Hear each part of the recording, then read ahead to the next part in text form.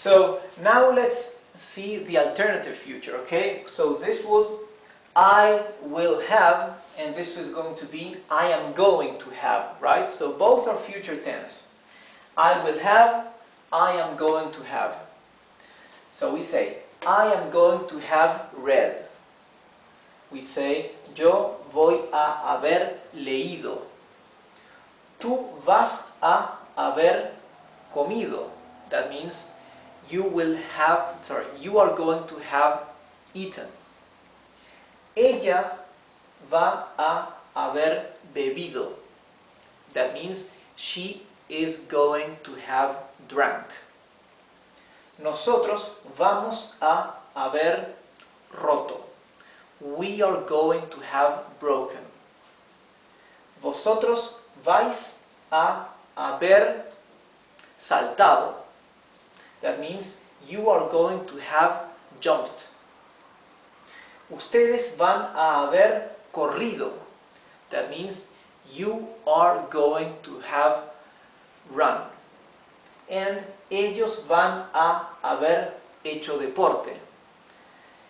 They are going to have done sports. Okay? Let's see now the gerundio or the present continuous. Let's see how this works here. Okay? Actually, I will show you grammatically. This is how it's formed, right? This tense using the verb haber. However, it's so awkward that it's not used, right? I will show you how it is conjugated, but it's not used. Yo estoy habiendo, okay? That would be for example, I am having, but not having in the sense of possession, because for possession we use the verb tener. It's having in the sense of as auxiliary verb, you see, so it's awkward, we cannot use it. I am having done, or having doing, it makes no sense, you see. So we can say, for example, está habiendo un partido muy importante. There is happening, or there is being a very important match. So the only one that can really be used is this one. Okay, it's still a bit awkward, right? Because if we want to say that there is something happening, we could say está sucediendo, right? But this can still be used. Está habiendo algo. Something is happening. Something is going on. Okay. Está habiendo una tormenta afuera. That could be there is happening a storm outside, right? There's no way to use the other tenses here.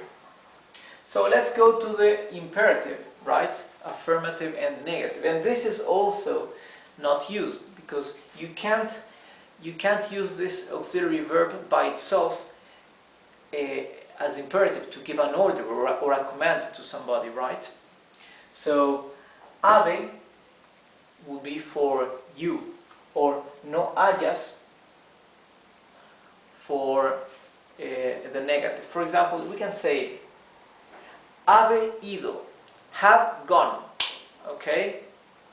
Or no hayas ido, don't have gone, okay? Haya ido and no haya ido, have gone and not have gone, right? It's a command, an imperative. Hayamos comido, let's have eaten, right? It sounds really awkward, right? No hayamos comido, let's not have eaten. Haber bebido, you plural, have drank, sorry. And no hayáis bebido, do not have drunk. Hayan corrido would be for the Latin American you plural, okay? Would be have run, and no hayan corrido, do not have run, and hayan comido, have eaten for they, and no hayan comido, do not have eaten, okay? So you see how special this verb is, okay? Very important verb, but some of these conjugations have no application in real life, okay? So I hope you can really remember how to conjugate this verb, because it's so necessary to conjugate in so many tenses, okay? So for example, if I want to say I had eaten or I had run, I need to use this verb. I would say yo hube corrido, okay? Or if I want to say I have run, I will say yo he corrido, okay? So there is another use of this verb, right? This conjugation is for using the verb haber in the sense of the verb to have as auxiliary verb. But now I will show you how to use it as to be. Like for example, there is this, there is that. So for example, if I want to say, let me erase the whiteboard. For example, let's say there is a storm. We use a very special and unique conjugation of the verb haber, hay. Hay means there is, okay?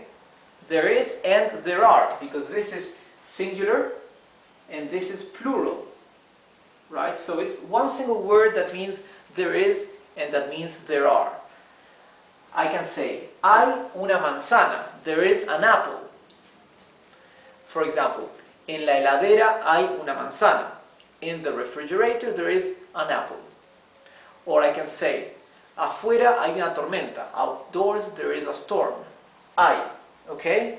Or I can say, here there are many things, right? A plural. There are. I will say, aquí, for here, hay, there are muchas cosas, many things. So, I, remember, is there is and there are. Now, there were or there was. How do we say that? We use the past hubo. Okay? Hubo. Hubo means there is, sorry, hubo means there was and hubo means there were.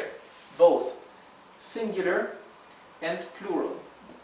A very, very, very common mistake in Spanish, it's a grammatical mistake, is many people say hubieron when they want to say there were. Okay? Many people say hubo is there was, hubieron means there were. But this is wrong. Hubieron cannot be used as there were. So if I want to say yesterday there was a storm, I will say ayer hubo una tormenta. If I want to say yesterday there were 5 apples in the fridge, I will say ayer hubo 5 manzanas en la heladera. Okay? So I is there is, sorry, there is, and there are, okay? Hubo means there was, and also means there were, okay? And how do we say now there will be? Okay? There will be is habrá. Habrá. And again, habrá is for future, for singular and for plural, right? There will be 1 apple, there will be 5 apples. Habrá una manzana or habrá 2 manzanas. Okay, so habrá is there will be. So you can see that here